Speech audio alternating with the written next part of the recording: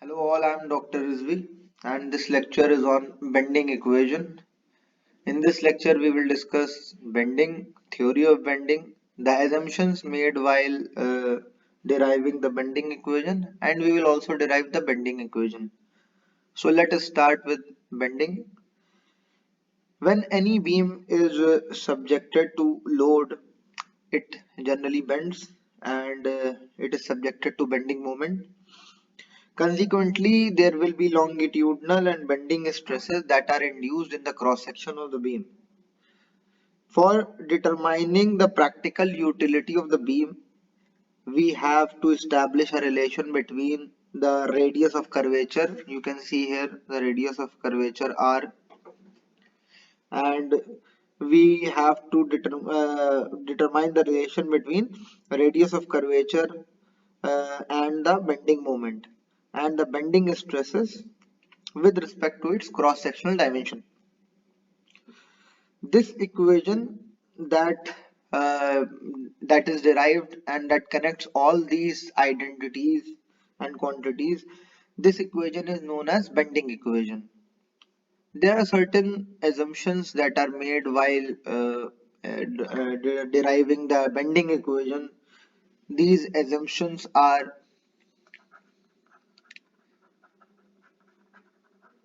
the first and foremost assumption is that the material of the beam, the whole material, should be homogeneous. That is, uniform distribution of the material throughout the beam, throughout the cross section. The first is homogeneous material. Homogeneous material. The material of the beam must be homogeneous. The second assumption is that all the stresses induced in the beam must be proportional to the strain, and that is sigma is directly proportional to strain, and it must follow Hooke's law.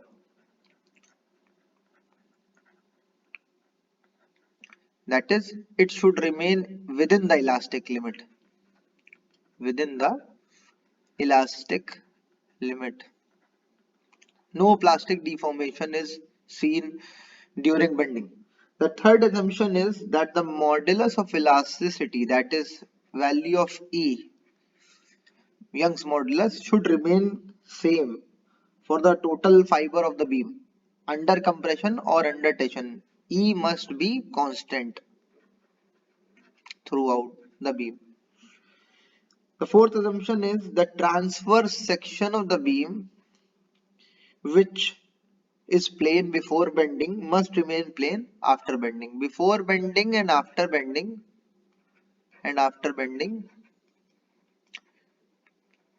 the transverse section, the transverse trans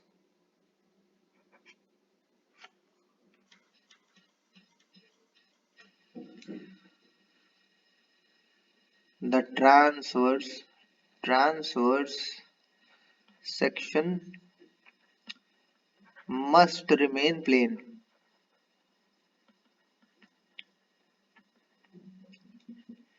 There will be no irregularities on that transverse section when the load is applied and the beam is bent.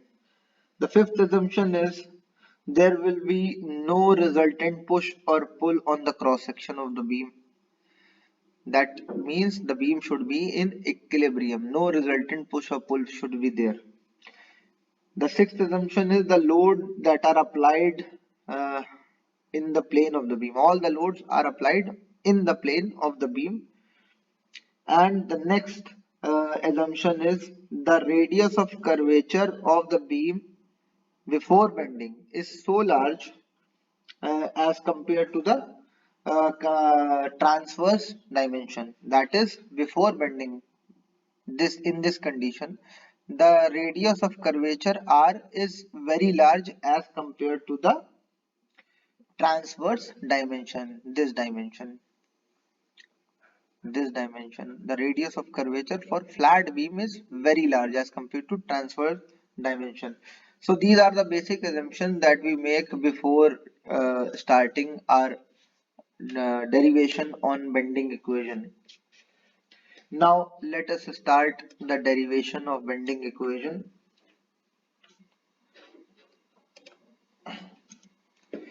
Before starting the derivation for the bending equation, we will define our neutral axis. Here you can see that N and A is given. This is some axis that is known as neutral axis. This axis generally experiences no stress on loading. When the beam is bent like this, there is the outer layer generally faces tension and the inner layer faces compression. And between these layers, there must be some layer that experiences no stress, and this remains unchanged before and after bending. This layer is known as neutral layer or neutral axis, and it do not change before or after bending. Here you can see that if we cut some section from here to here on the beam, and we assume that this length is PQ and this length is RS. So here by neutral axis we want to say that the length PQ will remain same after bending. So P dash Q dash will be equals to PQ. P dash Q dash is equals to PQ. There will be no strain in the neutral axis.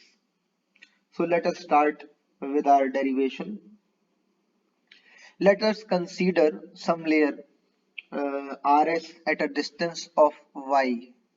Let us consider some layer RS at a distance of y from PQ. You can see here in the unbended beam here.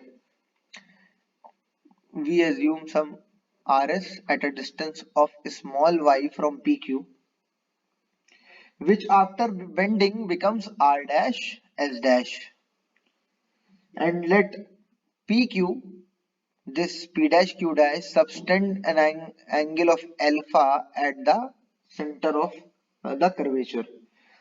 So as we know that the length of sector is P dash Q dash is equals to radius into the angle subtended at the center, that is alpha. And we know that R dash S dash here, R dash S dash, since total length is R and this thickness is Y. So R dash S dash will be equals to R minus Y into alpha. This is very much clear from these figures. Now we know that uh, we have discussed that the neutral axis do not experiences any strain. So P dash Q dash equals to PQ. So now the strain in RS, now the strain in RS, the strain that RS experiences is change in length RS minus R dash S dash upon original length, and we know that this is equals to uh, P dash Q dash is equals to RS.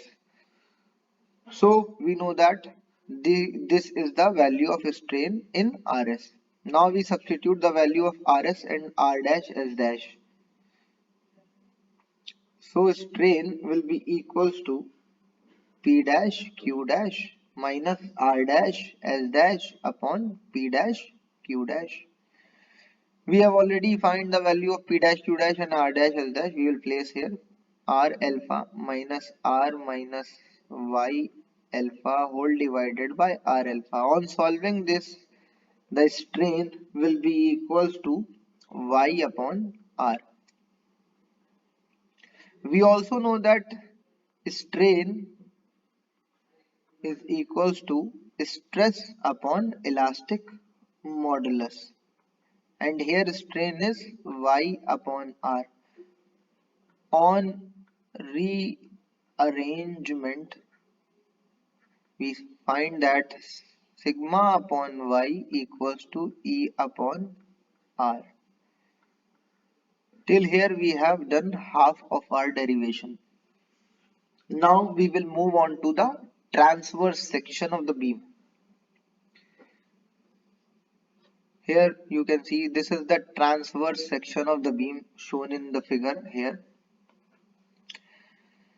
Let us assume an small elemental strip of area delta A at a distance of y from the neutral axis. Then the normal force on this area, normal force on del A will be equals to, you know that it is stress into area. And from this equation we can say that sigma equals to E upon R into Y. So we can place the value of sigma here. So del F, that is force on this small area del A, is E upon R into Y into del A. This is the force that is acting upon this area. Now if we want to find the moment on this area del A, the moment will be equals to force into perpendicular distance. Force into perpendicular distance. So it will be E upon R into Y square del A. This is the moment acting on this area. If we want to find total moment, the total moment will be summation of del M, that is summation of E upon R y square dA. E is constant, radius of curvature is constant, so we take it out, and this will be summation of y square dA. This summation of y square dA is area moment of inertia. So M will be equals to E upon R into I. This is area moment of inertia I. It is equals to sigma y square dA. Now we rearrange this and we find that M upon I equals to E upon R, and initially we have found that equals to sigma upon Y. This is the final bending equation that we have derived from the above solution. This is the total solution of bending equation. Initially we have found the value of P dash Q dash here. Then we have found the value of R dash S dash in terms of radius of curvature and angle subtended at the center of the curvature. Then we have found the strain in RS, that is change in the length of RS, and we have placed the value of P dash, Q dash and R dash S dash in the strain formula. Upon placing the value and finding the value, initially we have found this value sigma upon y equals to E upon R. Then we moved on to the transverse section and we have found the force that is acting due to bending on this small elemental area delta A, and it was stress into area, and we have found it as E upon R into Y dA. Then we have found out the moment, and moment is force into perpendicular distance. From here we have found the moment on elemental strip.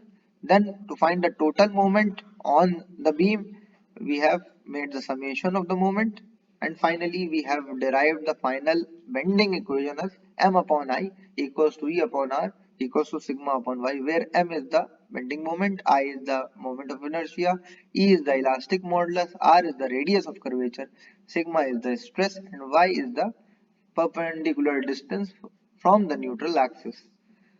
So this is all for the video. Thank you.